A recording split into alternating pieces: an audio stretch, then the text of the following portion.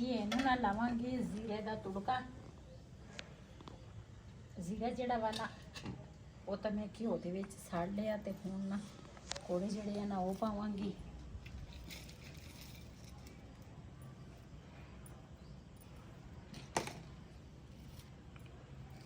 ਖਾਣੇ ਆ ਉਦਾਂ रख ला 2-4 बस कर बहुत बिच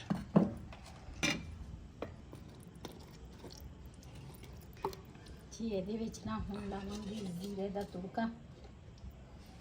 ਬਿਸਮਿਲ੍ਲਾਹਿਰਰਹਿਮਾਨਿਰਰਹੀਮ।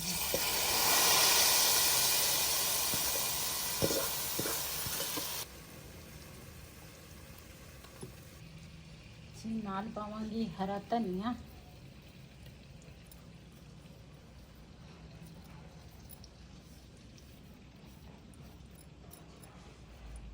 ਤੇ ਨਾਲ ਪਾਵਾਂਗੀ ਸੁੱਕੀ ਮੇਥੀ ਜਿਹੜੀ ਆ ਨਾ ਉਹ ਪਾਵਾਂਗੀ।